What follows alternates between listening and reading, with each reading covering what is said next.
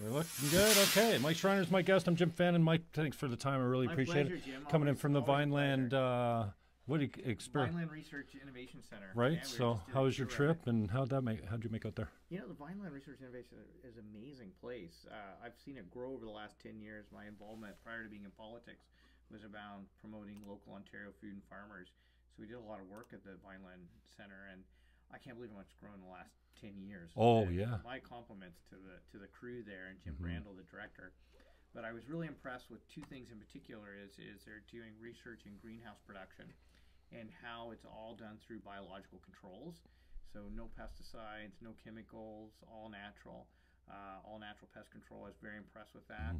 And doing a big focus on getting Ontario product to market in ways that consumers want, and flavor profile and growing practices. And then they also had a very interesting work on robotics, and particularly in areas that are very highly labor intensive and maybe not the kind of work most people want to do, and using robotics to help farmers lower their cost of production and be more competitive. That's going to be a huge concern for the Green Party. I mean, the labor force, right? So you think robotics are coming in. I mean, we've been talking about this for decades, but it seems like now, I mean, you see them walking, opening doors. You see the videos of these Boston, who is that, the guys in the States? That's right. Boston Robotics, is it?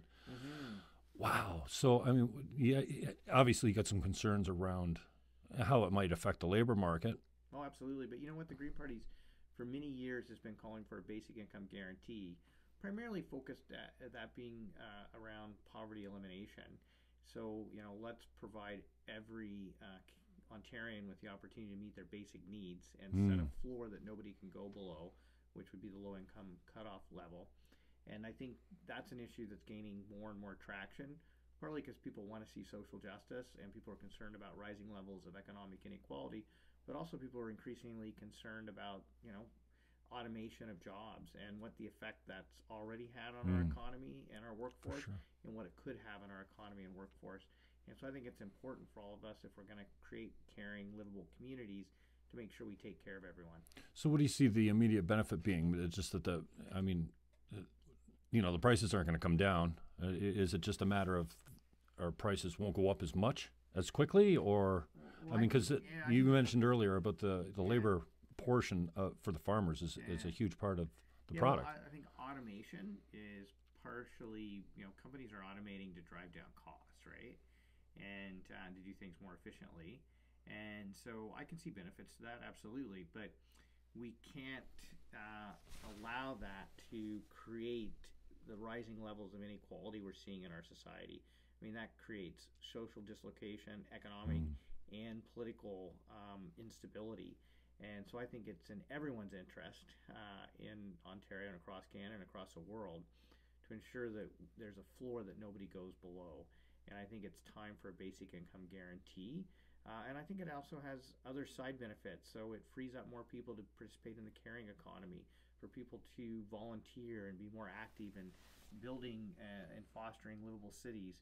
Creates opportunities for people to go back and, you know, get additional education and skills upgrades. And it also supports entrepreneurs.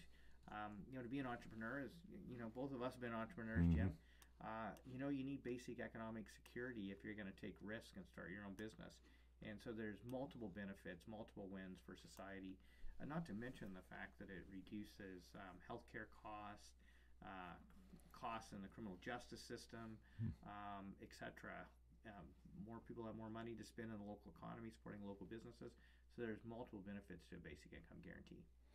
Mike Schreiner's my guest. He's the leader of the Green Party of Ontario. What's have you got 3 key planks or 5 key? I mean, it seems to be the politics, especially, I don't know, maybe it's the Conservatives. Maybe everyone subscribes to this tactic, but it seems like if you have to have a significant platform, but if you don't have 3 points that you're hammering all that, or 5 points, as it were, you know, is that, are you taking that style this time around? So, Jim, right now we're on a Green Vision tour. Now, did you borrow that from the feds? No. I think they call theirs like Vision Green. Oh, okay, Green Vision Tour. I liked it when they used mine. Mine was looking forward. I think all the green stuff should be looking forward. And you know, I didn't get credit for that, but that was nice. So we're on a Green Vision tour, 2,500 kilometers, 20 cities in 9 days. Oh. So pretty intense. Lots of fast food. You know what? No fast food, believe it or not. The one thing I love about Greens, all of our stops have been at local, family-run, independent businesses serving amazing food. Like, we've been to places all over the province, through southwestern Ontario and down into the Niagara region now. But I think I've done 15 interviews in 2 days. I saw your one today. Wow. So that's 21 in 3 days. Good for you, man. And you know what? I think part of it is people in Ontario, they want a new voice. They want a new way of doing politics. They want some fresh ideas because people are so. They don't like who's in power right now. Status quo, absolutely. Amen. So back to the key platform planks. So if people go to gpo.ca/vision. You'll see our vision book, which is a broad range of policies in a wide range of areas, offering solutions that put people first, centered around 3 key areas: jobs, people, planet. Right, I did see that. So we want to create the jobs of the 21st century. Let's leap into the future now. I know a lot of people are concerned about the economy, particularly around the fact that we've lost 300,000 manufacturing jobs over the last decade. And how are we going to rebuild that middle class? And we believe the best way to do that is through building the green middle class, investing in the clean economy, clean technology, advanced manufacturing, caring professions. And if you think about it right now, 274,000 Canadians work in the clean energy sector with an average salary of $92,000. That's more people than work in the oil sands, as an example. So that's where we need to be investing in the economy of the future, not the economy of the past. How concerned are you that your major planks and some of your policies are getting scooped up by the other parties? And more importantly, I guess you want the governing parties to pick up your stuff because, I saw in some of your writings, you're not expecting to form government. You are expecting to be elected in your own riding, so I know that you're putting a heavy emphasis on Mike Schreiner being elected, and then we'll take it from there as far as the rest of the Greens go. But how do you balance and how do you kind of counter, the Rob Fords coming out and saying, hey, no provincial tax under 30 Gs or something like that, which is, I think, a great idea. That was actually an idea the Green Party put out. Exactly. You shouldn't be taxed on earnings that up until at least the poverty level. And some of the most progressive thinkers of our day have been fiscally conservative and bought into a guaranteed annual income, or what are you calling it now? Basic income guarantee. So I think what I'm hearing is that people are tired of the establishment party that is in power right now and has lost people's trust in terms of how they're governing the province. At the same time, they don't want to replace it with another establishment party that has shown over the last 2 months it can't even govern itself, let alone the province. So people want something new and different.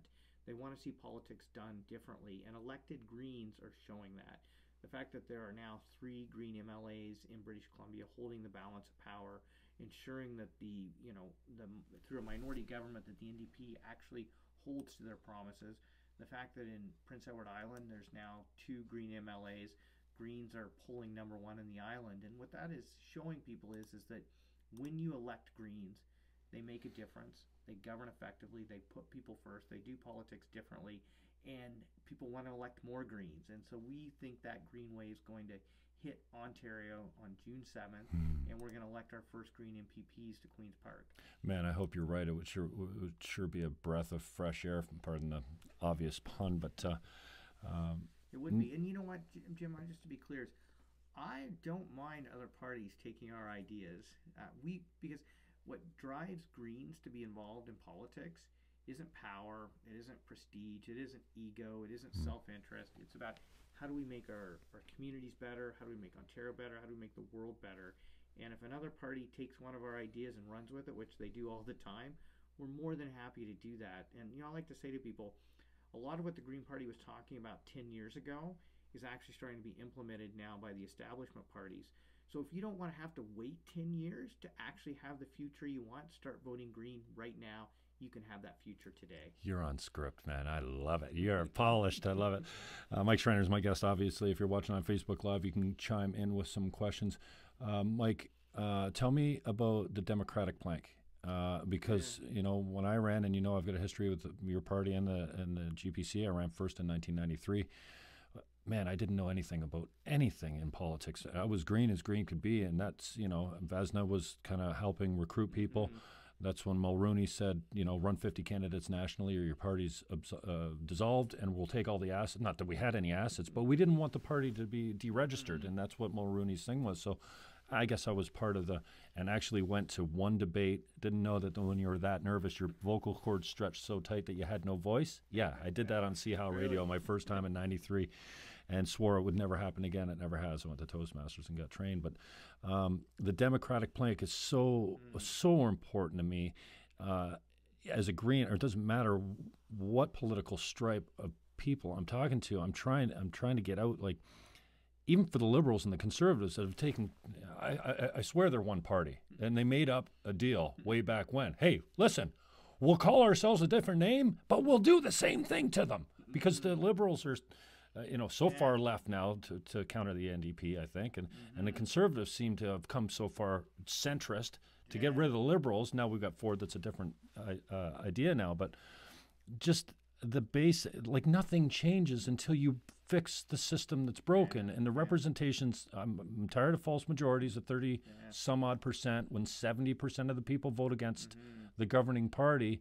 I wonder how far is that? I heard jobs, people, planet, but how far down is that? I want PR, electoral reform, to be number one for the Greens. Well, part of investing in people and putting people first is making our democracy work. And it's about, how do we make our democracy stronger, not weaker? I want a stronger democracy. And one of the first steps in delivering that is to make sure every vote counts. It's exactly why we need to move to proportional representation. It's been a priority for the Greens. But it's not so much, some people say, oh, well, of course you Greens want proportional representation because you would have more seats. And it benefits you the most. But it's really about what's best for voters and what's best for our communities and our province. And I think it's wrong that if you're a conservative who lives in downtown Toronto in a riding that's been Liberal forever, you feel like your vote doesn't count. You feel like, why even bother voting? And meanwhile, voter turnout in the 2011 election was actually below 50%. And the last 2014 election was barely above 50%.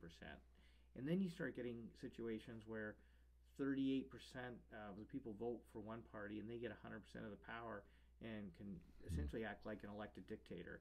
And so that's not good for democracy. So bringing in proportional representation, I believe, is essential to making every vote count, whether you're a Green voter, a Liberal voter, an NDP voter, you vote for one of the more marginal parties, but maybe more importantly, you're somebody who's given up on the system and you'd like to start voting again and you want your vote to count. But I think there's some other reforms that can happen as well, Jim. One of them is, let's lower the voting age to 16. Let's get more young people involved in electoral politics. And as an example of how other parties take the Green Party's ideas, I was a part of a debate with all four of the major party leaders just a few weeks ago at Ryerson. And I stated our policy around lowering the voting age to 16. All the major newspapers started writing editorials about, whoa, that makes sense. Let's lower the voting age to 16. Like it was something new. Like it was something new. And 3 days after the debate, a MPP introduced a private member's bill saying let's lower the voting age to 16. So it may be the fastest turnaround time that another party has taken one of our ideas. But the theory behind it is we need young people involved in politics. Getting people to vote when they're 16 establishes that lifelong voting habit. And then the final point I'd like to make is just the centralization of power into the leader's office has really, really deteriorated democracy, and particularly parliamentary democracy. There's a whole host of reforms, starting with just reforming the way in which the leaders have so much power in determining who asks questions, when they ask questions, what committee assignments are. And I know some of that's inside baseball, but we have to start creating a political culture where MPPs once again are the voice of their community, not the voice of their leader in their community. Mike, tell me about how you've been able to make a difference. And you've been on the show before, and thank you very much for your generosity coming out to sessions on the river when we went Gord Miller. You drove 1,000 kilometers to be there, and Greg Vesna. It was a great panel. And a hybrid, by the way. Yeah, great day as well. But you've had some successes without being elected. How and what have you got done? I think, so first of all, prior to having a seat at Queen's Park, we've made a huge difference. We were the party that led the charge in getting big money out of politics in 2016, passing legislation that would eliminate corporate and union donations and lower donation limits. We led the charge in saving funding for the Experimental Lakes area, the world-renowned Freshwater Research Center in Northern Ontario. We've led the charge in helping protect local food supplies by banning neonicotinoid pesticides that are killing off bees. Those are just three of many issues where we've led the charge. And how we've been able to do that is to not treat people like just as taxpayers, like some politicians want to do, but actually engage people as citizens and engage and mobilize people in the political system through letter writing campaigns, petition campaigns, media campaigns, to put pressure on Queen's Park to act on issues that people care deeply about. And so by putting our resources into putting people first and being a strong voice for people on issues they care about, we've been able to push Queen's Park to take action on some important issues like getting big money out of politics. And that was a huge win for everyone, I think, and long overdue. Overdue. So I like to ask people, imagine what it's going to be like when we elect that first Green MPP. Imagine how much we can get done with 1, 2, 3 Green MPPs at Queen's Park, given how much we've accomplished prior to having a seat at Queen's Park. Mike Schreiner is my guest. Mike, I saw you nominated a candidate in Niagara West Glanbrook. That's right. She's 18 years old, yeah. and that's great. Yes, We love to see youth engaged, and I was engaged pretty young as well as far as getting my name on the ballot. Yeah. Locally here in the region, oh man, you must see what's going on. It's a mess. Yes. Yeah, I think they're getting nothing done. We've talked about democratic issues, about integrity commissioners, about complaints against no work's getting done, and I really think that the quality of candidate is key here. Many of these people see this $18,000 that they're getting out of the region is like a paycheck, and many of them aren't passionate about politics, don't read all the reports and delve into, attend the committee meetings and all that kind of stuff. So how do you answer the question, the Greens have always had this problem because, well, I mean, it hasn't been easy to recruit the star candidate. They seem to go to the big parties. So how do you balance the fact that, yeah, you're young and you're completely green and inexperienced and balance that with, bringing in some fresh ideas and whatnot? Like, how do you answer the question that, we need to attract a better quality candidate? Well, first of all, we're incredibly excited by the quality of candidates we're attracting. We'll be running a full slate of candidates across the province, and we're on target to have our full slate in place. We've also set a goal for ourselves to have 50% of our candidates be women, because we'd like to see more women in politics. We're on goal to hit that target. And we've set a target for 10% of our candidates to be young candidates like Jessica, because we want to have more young candidates involved, and more young people involved in politics. I think it's going to be interesting because she's in Sam Osterhoff's riding. So you're going to have two very young candidates competing against each other, and I think it's fantastic. But we have candidates of all ages. We have Karen Fraser in Niagara Center, who is a longtime community activist. Colin Reese right here in St. Catharines. Joe Diaz in Niagara as well. And so we're excited about the quality of candidates across the province. We think there's a number of ridings where we have an opportunity to win. And so with our number one goal being elect the leader in Guelph, because we want to establish that base, like was happened in New Brunswick with the election of their leader, PEI with the election of the Green leader, and BC with the election of the Green leader, that then led to other Greens being elected in the following elections. And so our goal here is to elect 1, 2, maybe 3 Green MPPs, but run strong campaigns across the province to set the foundation up for us to expand our caucus in the next election as well. Okay, so this is your 4th election. Third is leader. Third is leader, that's right. Yep. Second time in Guelph. Yes. Now, last time we spoke, I mean, the Green Party of Canada hasn't had a leadership conversation since I ran in 2006 with Elizabeth May and David Chernachenko. That's right. Did run. I remember that. And come on, that's not democracy. And you told me when I put the question to you last time, if I don't win this time, I'm stepping down as leader. You still hold to that? Yeah, I think for me, right now, I'm just totally focused on June 7th. Oh, by 78 dodging days. the question. No, 78 days. I have 78 days. I hope you win. I mean, no, absolutely. But you know what? I am constantly cultivating leadership in the party. We have a big team, a fantastic shadow cabinet, a number of people who could be leader of this party in addition to me. And so to me, that's laying the foundation. those folks can be not only strong MPPs, but also cabinet minister material if we ever would evolve to that level. And so I'm very excited about the breadth of quality in terms of candidates, staff, volunteers, everybody involved in the party. Now, you mentioned you have a goal, and I appreciate that, of 50% women. I think we need more women in politics. Absolutely. I want to stay away from stereotypes, but I mean, when I sat on the GPO executive, we brought in gender parity. And I'm not so sure, like, your sexual identification versus competence. I don't want to get in that conversation where you're not like, okay, no, we need a woman here, even though we got a man that's more qualified. Like, how do you balance that out? Well, I mean, what we've seen with the GPO's experience with gender parity is we have incredibly competent women and incredibly competent men on our provincial executive, and we're quite excited by that. So I don't think it's an either-or situation. I think it's a both-and situation. Well, and if that's the case, then awesome. But why? What do you bring in, like at the provincial executive? Why do you think it's important to have gender parity? Because you need all voices involved in politics. And I think it's important not only to have gender diversity, you have racial and ethnic and religious diversity, you have diversity of ages, and diversity of regions. So people who come from rural regions, people who come from urban regions, people who come from the north, come from the south. All those different perspectives strengthen the party. Because there's a number of issues that people look at based on their different experiences in life. That's a good point. And that's how we create an inclusive, broad platform that speaks to all Ontarians. And I'm very proud of the Green Party's approach to putting forward faces, voices, and ideas that will speak to everyone in Ontario. And I appreciate that. And there's a point.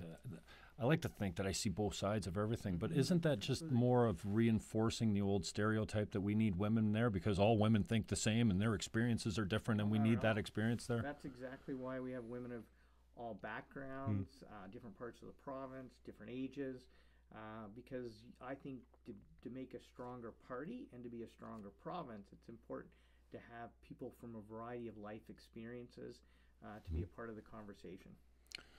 Mike Schreiner's my guest, and to Carol, yes, we will have better audio on an uploaded version later. We're just doing it on the Facebook live feed right now off the phone. So we got a bunch of people that have come in here, but Carol was just saying the audio is not good. You need a lapel mic. So yeah, we'll have a better version going up on the YouTube channel later.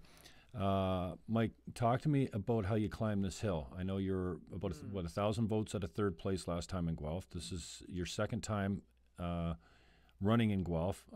I know, we've talked about the idea that, the GPC, the Green Party of Canada, is they funneled all their resources into Elizabeth May's riding, and frankly, if she didn't win, the party would be broke and not have an elected MP. So you said you're kind of doing that, but you're not, putting all your eggs in one basket. But you're 1,000 votes at a first. You're 2,000. Would you say you have to double your vote to actually win based on last time's numbers? Like, those are some big hills. How do you think? What are your chances of accomplishing that? I'm very confident. So first of all, we're putting resources into campaigns across the province. More resources in local campaigns than we ever have in the history of the party. Now, are you concentrating on ridings and candidates that you think can win? Well, absolutely, but we're supporting all candidates. It makes sense. And the party has more resources than it's ever had before. Like, our fundraising numbers are at record levels, our volunteer numbers, our membership numbers, everything's at record levels. We have more support for the party than we've ever had before. That's going to benefit candidates across the province. We're also being very honest with people. I believe deeply in honesty in politics. Yeah. We are targeting. It doesn't always help you out at the ballot box when you're that honest with people. You know what? I'm going to give you a story about that in a second. Let me answer this question first. So we are strategically targeting a few ridings where we feel we can break through. That's what our members have said they want us to do. Guelph is one of those ridings. I'm incredibly confident. And the reason I'm incredibly confident, we have an amazing team. We have hundreds of volunteers already out knocking on doors and campaigning, and we're in an electoral situation where people are telling me, you know what, we've one establishment party we've lost confidence in, and there's another establishment party that's shown it can't govern itself, especially over the last couple months.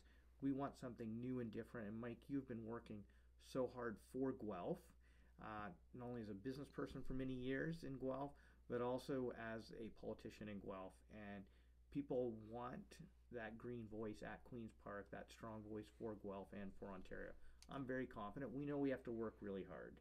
And that's the one thing that I, so deeply admire about Greens is the passion and the commitment, the willingness to put in the hard work because we believe in what we stand for. I tell people all the time that, it would have been much easier for me to get elected running for another party. There's no doubt about that. Mm-hmm. But you know what? I would much rather choose the right road than the easy road, and the right road is the green road. And so I'm very confident, Jim. And then you asked me something else I told you I would get back to, and now I forgot what it was. Honesty. Honesty. Yeah, I want to tell you a story. The handlers are paying more attention than the host and the guest are. So, in the last election in Guelph, I was knocking on doors in the south end of Guelph, and I was on a cul-de-sac, and I went up to a gentleman's, he was sitting on his porch, and I'm like, I'm Mike Schreiner, leader of the Green Party of Ontario. I'm running for Guelph. And he said, what's one of your best top issues? And I said, you know what? We're calling for all-day two-way GO service to Guelph. And he's like, oh, all politicians are calling for that. So what makes you different than everyone else? I said, we would be honest with you about how we would pay for it. All the other ones think magic money and fairy dust is going to pay for it. We're actually going to tell you how we would pay for it. And he said, well, how would you do it? And I said, well, we'd have congestion charges to go into Toronto. We'd have commercial parking levies in Toronto, in the GTA. And we'd have land value capture revenue where they build transit stops. All of that, all the experts have told us, the numerous expert panels, that would raise over $2 billion a year to help fund transit. That's how we would pay for it. And the guy said, I would never vote for you. Why would I vote for a party who's going to charge me to go to a Leafs game? And I said, I totally understand where you're coming from. And especially the dichotomy, too, between, GTA is going to pay for, you're going to pay taxes in GTA for Guelph. So I said, I totally respect that, but I hope you respect the fact that I was honest with you. And if we don't vote for honest politicians, we're not going to have honest politics. Mm-hmm. And he said, you know what, I can't support you. Have a nice day. Okay. So I knocked on all the doors, and it was a little circle cul-de-sac. I finished the door across from him, and he said, hey, green guy, come back over here. And I was like, oh, geez. Green guy, you hear that a lot. How much abuse can one guy take a day? But I respect voters, and I'm going to represent anyone, whether they vote for me or not. So I went back to talk to him, and he said, you know what, I want to sign, and I'm going to vote for you. And I'm like, really? I said, what changed your mind? He said, I still don't like the way you're going to pay for transit, but you're right. You had the courage to stand on my porch, the courage to be honest with me, and the courage to tell me how you would pay for something you believe in. And you know what? I believe you, and you're right. If we don't vote for honest politicians, we're not going to have honest politics. And I think people are ready for that. When I talk about doing politics differently, one of the key components of that is just being honest with voters and telling them exactly what you would do and how you would pay for it. And I think that's the kind of honesty and integrity that people are hungry for in politics today. And I appreciate that. And I think I went to your website. You said the first priority is getting elected. Yeah. Second, being a voice for all the people of Ontario. Third, being a good parliamentarian, which I believe you would be. Absolutely. I mean, you've got a great reputation. And we've seen that you can do it from the outside, which is even more difficult than being elected. Absolutely. And then the fourth is build the Green Party of Ontario. But two of the three, there's four here, mean that you need to get elected. Absolutely. Right? Absolutely. So what happens, what do you do should you not be elected this time around? And let's say you stay on as leader for the first. I'm not even going to think about that until June 8th. Right. I'll be honest. Fair enough really, question. I mean, come on, Jim. It's less than 80 days to an election. I think people would be disappointed in me if I was thinking about anything other than how do we conduct this campaign and how do we give people in Ontario a hopeful vision of how we can create jobs that put people and planet first. That's what people expect of me. That's what I'm going to deliver. Any of these other questions, I'll come on June 8th and we'll talk about them. How's that? Cool, man. I appreciate that. We talked a little bit about the pendulum swinging. I mean, I think, I know the Green Party's been pretty left of center for a long time. Fiscally conservative, socially responsible, a little left-leaning. And I even believe, I don't believe everything I used to, as I told you earlier, when I first ran when I was 24 years old. I don't believe those same things anymore. And, this word triggered. I mean, some things just strike me differently. And your girl at the front, that runs the office there, God bless her, Amy, sends me an email, back where we're going around about the nomination. And I want you to talk about the local candidates too. And she signed her email with, there's many obstacles preventing women from entering politics. And I'm like, bing, bing, bing, bing, bing, bing, bing. I'm like, point one. Show me, tell me one policy, one law, one company that discriminates against women. I'm tired of women being the victims. They're not victims. They're beautiful. They're powerful. They're intelligent. Yes, there's sexism. Yes, there's discrimination. It's all wrong. It should be rooted out everywhere. But this idea that we're holding women down, can you give me an example of one place where we're actually keeping women from being successful or running for politics? I mean, the fees aren't different. They don't have to get more signatures. They don't have to raise more money. Like really, like logistically, can you help me out with that? And I'm not trying to be a dick here, pardon the sexual reference, but this is what I read this and I said to Amy, I said, well, like what? And she says, well, here's study. I'm like, oh. No, I want an example. I want something concrete. So Jim, Canadian politics, women are so underrepresented in Ottawa and Queen's Park compared to most other OECD countries around the world. Like, there are systemic barriers to women being involved in politics. And part of those barriers are the way in which politics is conducted. This sort of winner-take-all adversarial approach to politics. The fact that, men just jump right up and say, yes, I'll be the candidate. Oftentimes women who are even more qualified step back a little bit more and need some additional encouragement. And a lot of it's to remove the barriers. I think in this Me Too moment, think of some of the horror stories we're hearing about sexual misconduct both in Ottawa and at Queen's Park. All those things create barriers to women participating in politics. And so we need to remove those barriers. And I actually think one of the things that would help remove those barriers is moving to proportional representation. Because when you have winner-take-all politics, you have winner-take-all politics. And you have the adversarial politics that we see in Canada. I mean, just spend some time on Twitter and look at all the animosity, misogyny, and attacks that happen towards people. We have to start moving away from that. I think proportional representation would start helping us move I'd agree away with from that. because it would require political parties and political adversaries to Cooperate. collaborate and cooperate with each other.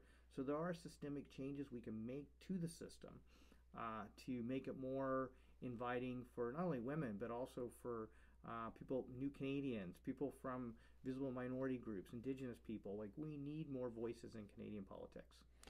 Tell me about your local guys. We talked a little bit about Niagara West. You've got a young lady out there, 18 years old. First time she's able to vote, and she's voting for herself, I hope. There's just nothing. She's an amazing candidate. There's nothing better than being able to tick the box beside your name. And how many people can say they did that? Forget at 18 years old. So I hope she's got a bright future in politics. That'd be great. Karen Fraser in Niagara Falls. I don't know the guy in St. Catharines, Colin. Colin Reese, he's been very active. He came up and worked on my Guelph campaign he did? back in 2014. Is he at Brock? What's he do for a living? Brock, yeah. Teacher? Yes. And so he's amazing. Like, he's been very active in politics. Like I said, came up and worked on my Guelph campaign last time. And he told me when he wanted to run for the nomination, he was like, Mike, I was so inspired campaigning in 2014, and I've done so much work helping other people run their campaigns, including your campaign. I'd like to be a candidate myself. And I was like, go for it, Colin. He's going to be a fantastic candidate. Karen Fraser, of course, Joe Diaz, Jessica Tillmans. Joe Diaz. Welland? Niagara Center. Niagara Center, okay, good. I didn't think you had somebody because what's going on with Welland? They're off all the list. You're going to this fireside chat, and Welland's getting no love, man. Well, I'm an old Welland boy. We're gonna get our candidate in Welland as well. So we'll be announcing soon. Why haven't they umbrellaed under the Niagara Greens? So it seems like all they're talking about is Niagara Center or St. Catharines, Niagara, and Niagara West Glanbrook. I never see any pub for Welland. Oh, you don't know me. I have to stay away from that. Mike, I really appreciate your time, man. I know time is tight, but tell us a little bit about where you're going tonight, what people can expect. Obviously, it's a free event. It's a meet and greet with the three candidates. That's right. Is the Niagara Center guy going to be there? I think so. Okay, good. So it's the main community center, Niagara Falls, 7 to 9. People can come out, ask me tough questions. We did a town hall in Guelph on Tuesday night. Packed house. People ask tough questions. I want tough questions because I think people need honest answers from politicians, and so that's what we want to do. We want to have this conversation, and the folks in the Niagara region come out and talk to us. We want to talk with you about how we can do politics differently, how we can create jobs, put people on planet first. And I want to give you one concrete example around that. And an issue that's very controversial right now is the minimum wage issue. I feel like the premier is talk about pluses and pros and cons. Like, so wow, the premier is pitting workers against family business owners, and the conservative establishment is saying workers don't deserve to earn above poverty level wages, and the Greens are saying let's do both. Let's increase the minimum wage so people who work full time don't live in poverty, and let's lower payroll taxes on small businesses so they can afford to hire more people and pay those workers a higher wage. And so to me, that's doing politics differently. If the premier and the conservative leader want to use people's livelihoods as a wedge issue, which is what they're doing, I think that's wrong. Let's create solutions that work for local businesses and for workers and for our local economies and our communities. So you're elected, they give you a magic wand, and you can change one thing. You have one policy that you can make happen right away. What is it? What I'm hoping for, Jim, is that we have a minority government. And I hope we have perpetual minority governments forever. But these majority governments with minority support I don't want elected dictators anymore in Canada. And at least I want to kiss first. One of the things I would love elected dictators. Good one. In the same way, the British Columbia, the BC Greens have collaborated with the BC NDP and are bringing forward proportional representation. I think for me that's a key issue, because then we can get out of this electoral mess we're in, these winner-take-all politics that isn't working for people. We can start having real democracy. We can have the legislature reflect the democratic wishes of the people of Ontario. And then I think a whole host of other policy solutions will flow from that. But let's start with a very strong democracy that reflects the democratic wishes of this province. I think that's the right answer, Mike. And so if that's the right answer, then shouldn't that be the answer to every question that you're asked as a candidate or as the leader? Like, everything goes back to changing the way we elect these turkeys, doesn't it? Like, it doesn't matter if it's tax, jobs, the environment, it all goes back to PR, doesn't it? Well, I think PR definitely plays a central role, but I also think people in Ontario want to know, how are we going to create 21st century jobs? How are we going to support local economies?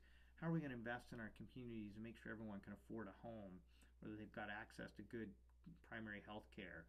Or how are we going to address the mental health crisis that we're facing in Ontario? Opioids. How are we going to protect the people and places we love by actually taking concrete action to address climate change? And so our vision book addresses all of those issues and more, because people in Ontario, I think, are hungry for change. They're hungry for honesty around the kind of solutions that can address a wide range of problems, and we can show people how we can create jobs that put people on planet first. And so I think it's important to have that conversation, and that's exactly why I think Greens should be part of the leaders debate as an example. And one of the things I'm really proud of is there is an organization that's started called fairdebates.ca, started by somebody who used to work for another political party, actually, who is engaged in getting support from people across the political spectrum to say we need fair debates because we need more voices in the debates to offer solutions for people. Do you know how many parties are running in this provincial election? There'll be a lot. 20. I think like 21. I'm 21. Pretty sure registered parties. Absolutely. So, as the Democratic Green, are you going to do anything to make sure that? I mean, we obviously got a long history with the Greens, but there was a time when the Greens weren't invited. That's right. And now, still not. well, yeah, in some ridings, but mostly, I think, the Chamber of Commerces and whatnot have done a pretty good job at inviting the Greens in. But then you've got the communists, and you've got you can't have them all. Well, maybe you can have them all there, but are you going to do anything to make sure that the smaller parties, like the parties that are just starting out, that aren't even on the radar, are going to get their chance to stand at the lectern and give their policy? Yeah. So what we've been advocating for, which I think is a good compromise, is because I understand having 21 people on stage would make it unmanageable. Tough. So there are 4 parties that get enough votes to qualify for the per vote funding. So why not have a debate with those 4 parties, and then have another debate with the rest of the parties to give other parties an opportunity? I think that's a manageable way to give everybody an opportunity to get their voice out there.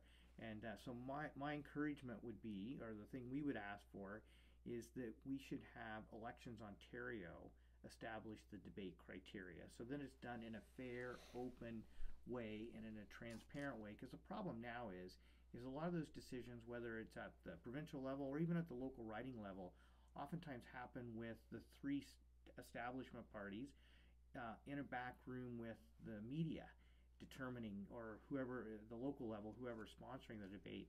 That should be opened up, and Elections Ontario should run that in a fair, democratic, and transparent way. I like Mike. Take care, Jim. Right on 45 minutes, right?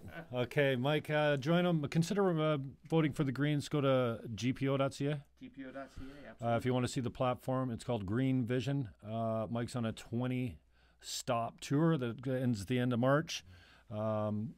And he's running in the Guelph riding. And for anyone that was on here, sorry we didn't get to any questions. I see a lot of people logging on and asking questions. We will upload a better version that sounds better later on YouTube. Catch them tonight at the McBain Center, 7 o'clock. And just a meet and greet. All the candidates will be there, including yourself. So I will be there. Happy to answer people's questions. Meet and greet the candidates and meet Mike Schreiner, leader of the Green Party. I appreciate it, Mike. Thanks very much.